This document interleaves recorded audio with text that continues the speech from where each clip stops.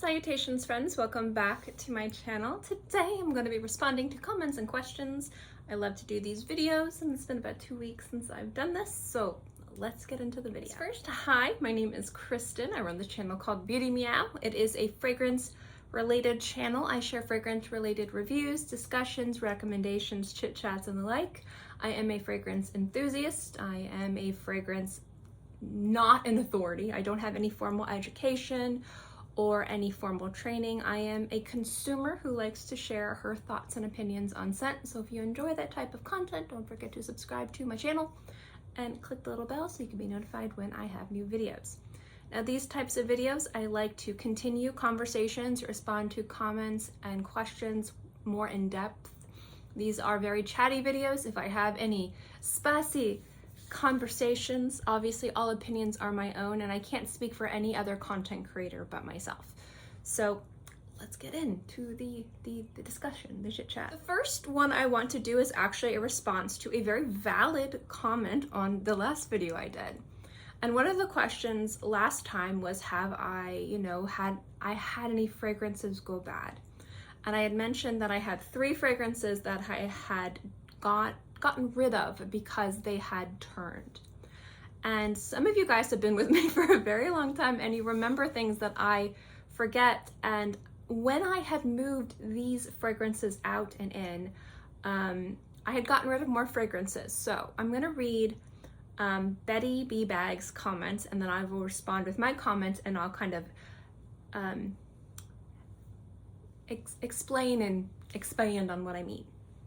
And I love these types of comments because holding me accountable, reminding me things like that are great. So Betty responds with, I love your chatty videos. I thought you said in your last declutter that you threw out 40 bottles because they started to smell like Windex. And someone else had responded, I heard that too. And so I had kind of responded to kind of make it smaller. Yes, but those fragrances actually didn't turn. So those fragrances on my skin, so very early on in my channel, when I was starting to get 500, 600, 700 subscribers, I'm still a very small channel, but I was even smaller then. I got a lot of brands that would send me a lot of dupe houses from houses that I don't even think they had names. It's not like it was La Rive, not like it was Dossier, not like it was Dua.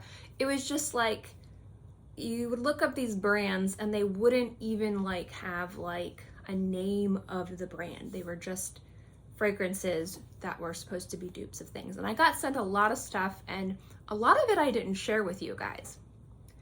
And the scents in and of themselves I would wear in the morning, or I would wear to sleep. They weren't bad fragrances, I just wasn't particularly excited to wear them, and they didn't really fit with my channel, so I didn't really share them a lot. Now, when I was moving these fragrances out and in, there were some scents that I didn't wear a lot that I tried on my skin to see, do I really want to keep these? And there was about 40 of these fragrances that when I smelled them on my skin, they just smelled way too alcohol-y. They smelled like glass cleaner. They had that kind of weird lemony, sometimes those floor cleaners can have that kind of really nice when it's a floor cleaner smell, like you walk into a room and it's a really clean room smell, but it's not the smell of a perfume. It's a clean room smell or an air freshener smell. Again, it smells fantastic as a clean room smell, but again, not as a fragrance. It wasn't meshing with my body chemistry. And I'm on a lot of different medications. I'm on a lot of different things that my pH, body chemistry, I don't know, things have changed over the course of the years. There are a lot of medications I'm on. And so some fragrances have kind of shifted slightly. Not a lot of them, but for some reason, I would say a percentage, 1%, 2% of my fragrances have slightly shifted. Some of them just smell slightly different, but these shifted in a way that it was unwearable. Now, I tried some of them on my mom's skin and they smelled perfectly fine on her. So it's not that the fragrances went rancid, but they weren't smelling good on me, but they smelled how they did on me, like, you know, a few years ago, and they smelled totally different on my mom in a way that was wearable. Now, the things with these fragrances is I don't even like remember. I think one of the bottles kind of looked like a fake or a wannabe or a dupe or a clone of like the Royal Crown. There was like a few others that were completely different shaped. And there was just something about the bottles that were also leaking. So I asked my mom if she wanted them. She goes through declutter. She has a certain amount of space for fragrances. And so she's like, I mean, not really. And since some of them were leaking, and when I looked up the fragrances online, you could buy some of them for $10. So my thought is if I were to sell them, it would cost more money for somebody to get them shipped rather than to purchase from someplace else and maybe get like free shipping or something. It didn't make sense for me to keep them. So I just kind of decluttered them into the garbage. So I did get rid of those. I did throw them away. I did throw them away because they did smell off. So I guess in all retrospect and in all truthfulness, I was incorrect when I said that I got rid of only 3 fragrances from my collection that went bad, because these like 30 or 40, I forget exactly how many fragrances there were, did technically go bad on my skin. And it could have not been me. It could have been something to do with the balance of the formula, and it just didn't work on my skin. But I did get rid of more fragrances, and I wanted to mention that in this video because I don't want to sit here and say one thing and, you know, have it be untruthful. So I had completely forgotten about that because I didn't get rid of them because of them being, you know, having chunks in them. But I did get rid of them because they did change, they did turn, and I wanted to be upfront and honest with you guys. And I also definitely appreciate Betty being wonderful and very pleasant and very positive with her calling me out. Thank you. So just wanted you guys to know that. And I did mention in that, I kind of pinned a comment, I responded to that comment, and I also wanted to mention in a video because I think it's important to, you know, I don't think that there's anything wrong with me making mistakes and owning up to my mistakes and being like, yeah, I messed up. Here's my mistake, I'm owning up to it. Now let's go on to better conversation. The very popular, very, very popular comments on that video were my shrimp shirt. Thank you. And I also have a matching dress, which is just like a longer version of the shirt. And I got that. I normally buy my clothes at like Goodwill, or again, like if I'm going grocery shopping at Target, I will go to like the 70% off area and see what they have there. But I had treated myself to that shirt and that dress when ModCloth was having like a 50% off sale. Now, I know that they have a pair of pants that was purchased like a year ago, so I do not know if it's still available, if it's still available in the size.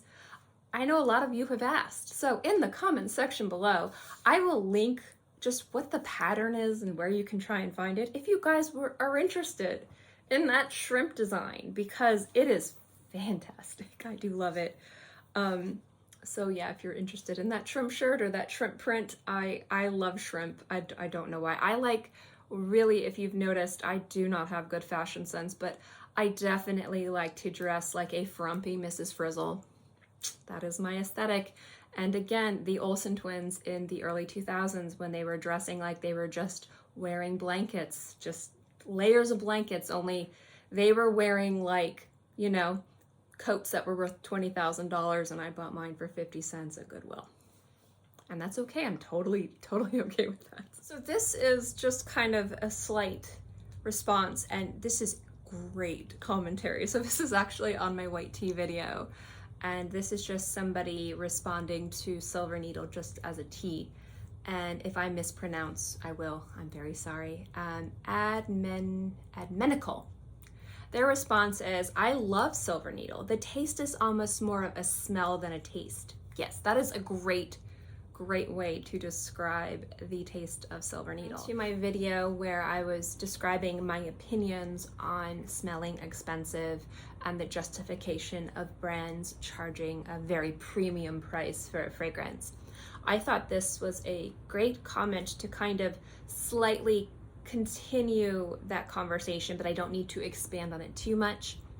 And it's from Debbie Ventimiglia. And again, I am really bad at pronouncing anything other than like apple. So please forgive me for butchering any of your names. I'm very, very sorry.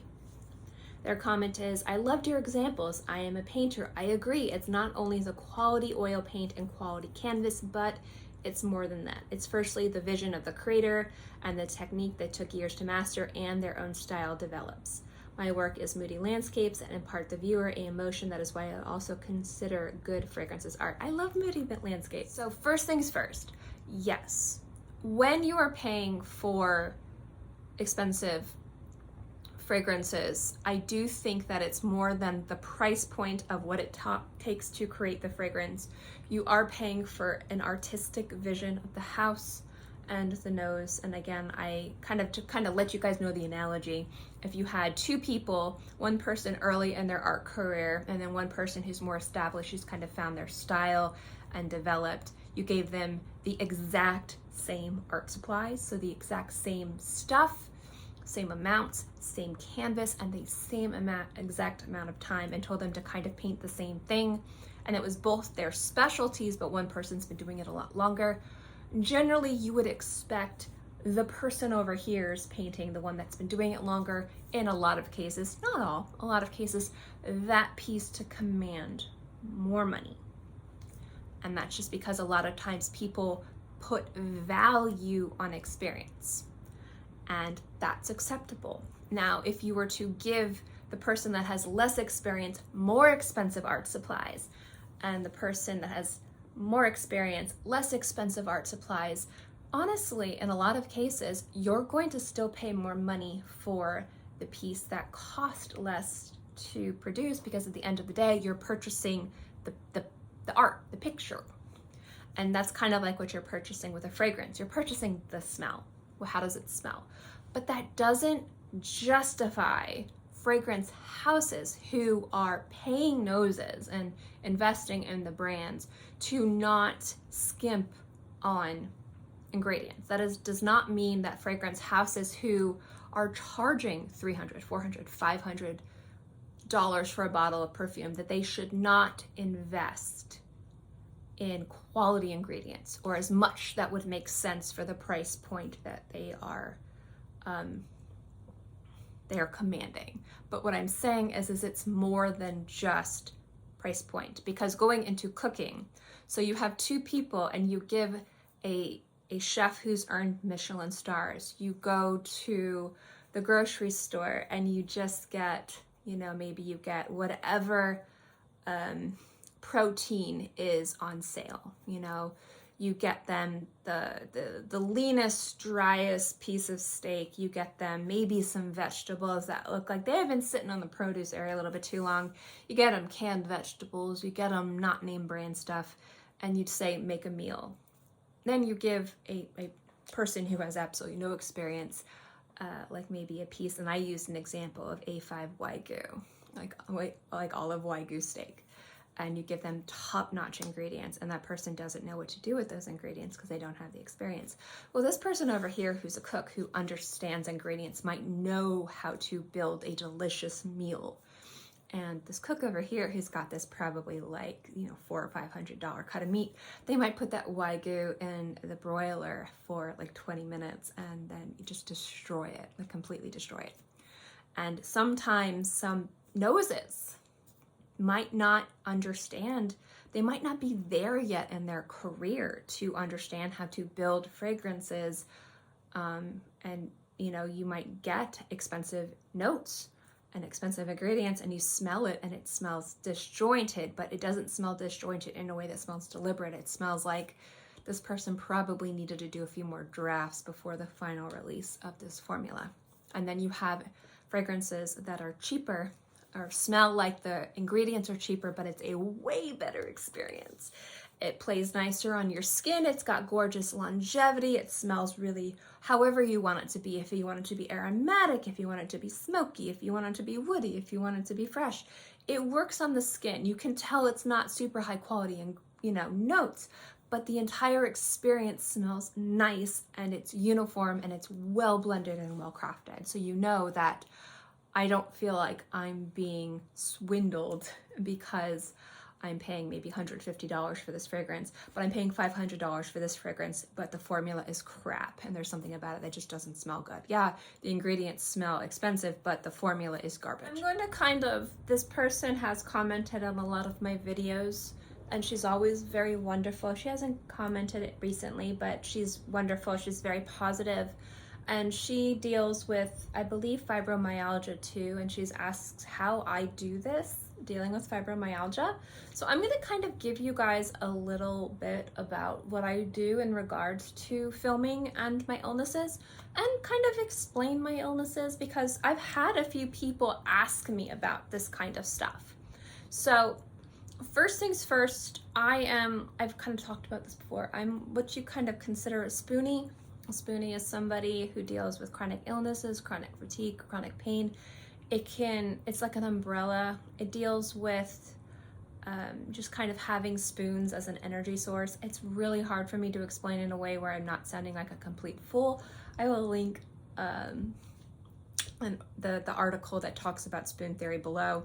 Basically, you have a certain amount of spoons a day to do daily tasks.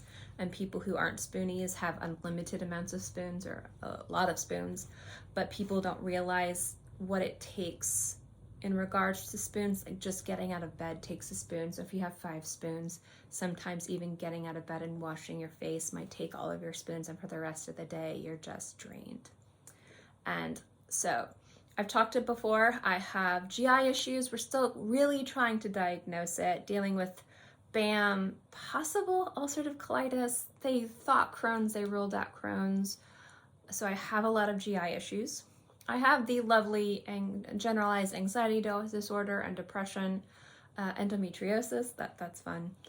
I have fibromyalgia, and I also have a disease called hypermobile Ehlers-Danlos. And I know I mispronounced that. And that is probably one of them that is hard to describe how annoying it is. I'm very blessed to deal with them in a more minor way. I've managed my life. I've learned how to manage my life in a way where I know how to plan out my day in order to be able to do things. And that is because I am blessed to not have some of these diseases in a more progressed form. And people that have fibromyalgia, people that specifically have Ehlers-Danlos, hypermobile, I mean, some of these people, they are so strong because they have to deal with some severely crippling, horrible issues with these diseases, you know? So how I find the time to do this is first and foremost being extremely blessed and very lucky. And I want to say that for anybody out there who might be dealing with the same things that I am and think, well, she can do it, why can't I? It's luck. I am not dealing with it in a severe enough way. And sometimes I feel like I have imposter syndrome because of my diseases and the constant pain. Yes, it's horrible. But I'm not dealing with it in a way that's crippling for like other people. The fatigue I get is real. And I think anyone that deals with chronic fatigue understands. You think you're tired all the time. It's so much more different than that. And it's hard to sit here and explain this, but I wanted to kind of end this video talking about this because I think it's important that as I move forward with my channel, I want you guys to know that this is something that's very important to me. And this is why I create videos. And this is why, I like to sit down and I like to talk with you guys and I like to share my passion for fragrances, because for me, YouTube is my lifeline to a social life, because especially with the pandemic, I have to be very careful. Health and everything like that. So YouTube for me is a way for me to connect with people that share a passion for something that to me is so wickedly important to me. That doesn't give me a right to, not be held accountable, which is why I wanted in the very beginning of the video to mention that.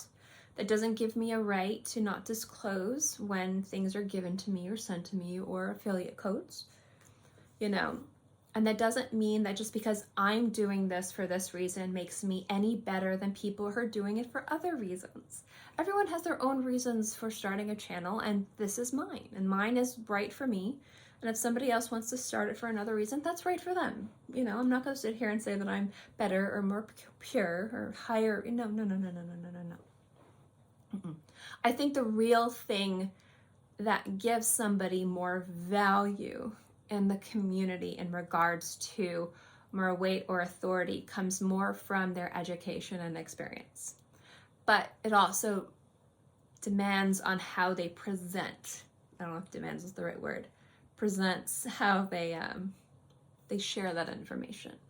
There are many people who deserve way more subscribers. And I think that I love seeing a lot of people grow fast. You guys ultimately decide who matters, but for people asking me how I do it, especially to the commenter who is dealing with the very same thing that I'm dealing with, I've found a way within my day-to-day, with my spoons, with my fatigue and pain, I've found how to find the time to film and edit and get it up. That's why some days there'll be a video up super early in the morning, and some days there might not be a video, and some days there might be a video like this video that's super late. It's just, I tell myself, like, if I can pre-film a video, I try to pre-film 2 to 3 videos if possible. Sometimes I can't. Sometimes I edit and I just don't have the mental load to edit something. I just can't grasp how to edit something, so sometimes I just scrap it so you won't see a video. Sometimes I just think that I film something and it makes sense, and then I watch it and I'm like, no way. But how I do it is I usually have kind of a schedule in the morning. I see how I feel when I wake up, and I plan my day to day. And I say, today, this is what I'm doing today. Today, I had to get injections, special types of hormone stuff to deal with a hormonal imbalance I'm dealing with. Hooray. That helps me manage my anxiety on top of everything else that I do. And it's invasive and it's painful and it's expensive. But I knew that in the morning I had to do that. Then I had to come home and eat. And then I had to decompress and do what I needed to do to mentally prepare to film, which isn't hard, but it takes a lot of energy. And then it's editing and getting everything up, and I love doing it, but it's still time and effort. On top of this week is very intensive for me and my family because we're getting ready for like the final haul for my mom. So there's a lot of consultations. There's a lot of stuff that I have to do doctor-wise. My mom has to do doctor-wise. A lot of procedures and tests she's anxious for, things I'm anxious for. It's a busy week. But if you're wondering how I do it, if you're watching this, if you're the person who commented, it's luck. It's a day-to-day decision. I wake up and I say, I'm going to film early, I'm going to film late, I'm going to film early, edit late, I'm going to take it, I usually say I take it kind of like a time of day at the time. So what am I doing in the morning, and what am I doing in the afternoon, and what am I doing in the evening? Well, the morning was doctors, the afternoon was recovery, and evening is filming. I'm going to stop talking about this, but how I do it is a lot of doctors, a lot of tests, a lot of trial and error, and being very blessed that my biggest issues are I can deal with, I can film, I can stop and film. That's why sometimes you'll see some weird edits too. Sometimes I'll actually have to stop filming for like a few hours and come back. It's kind of weird, but that's how I do it. I just manage it as best as I can day to day. It's every day is a process. New medication. Oh, this is something else too. So you will notice something about me, and this is something that's always, it's been noticeable for as long as I can remember, and it's hilarious. If you look at older videos or older like thumbnails, you don't have to watch my older videos. If you look at my older thumbnails, my face looks swollen. It looks real puffy. And that is how you can tell whenever I change medication. Whenever I change medication, my face swells. Not a lot. It just looks like I ate a lot of salt or I got stung by a bee. Especially like around here.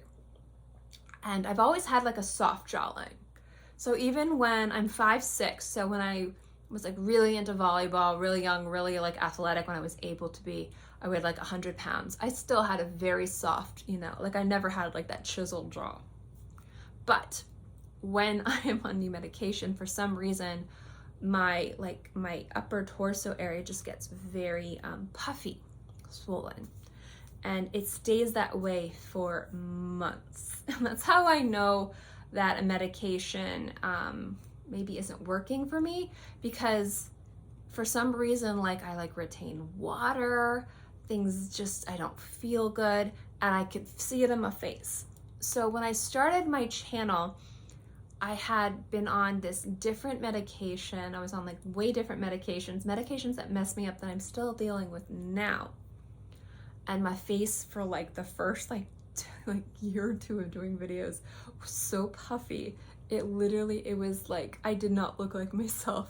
I was like, oh boy, that does not look like me. So that's something that you'll notice too. If you ever see like my face, kind of like I'll watch some older videos from like a year or two ago, because I was going through new doctors, because I had gotten Ulta. I came up here when I moved up here. I had to get new doctors. Everybody wanted to try new medications and stuff like that. And we're not talking about like crazy medications. I mean, sometimes we're talking about supplements. We're talking about B12 injections. We're talking about just things so that I can, you know, walk outside without turning, you know, blue or something. We're not talking about like crazy, like insane amount of medications, but yeah, I just remember my face went like super swollen when I moved up here. I was like, oh great, here we go. This is gonna be another 2 years, but actually it took like a year for me to manage it. It's now started, my body's gotten used to the meds I've been on. I've been pretty consistent for a year, I'd say. Pretty consistent for a year. When my mom got out of the hospital is when I started to really kind of cement doctors' continuation of care, and everything's been really good. So I know I'm talking about like disease and chronic illness, and nobody really likes to talk about that, but you guys have asked about it, so I figured at the end of this video, why not? So we're gonna end the video here. Thank you guys so much for watching this video. I hope you enjoyed it, and I will see you guys next time.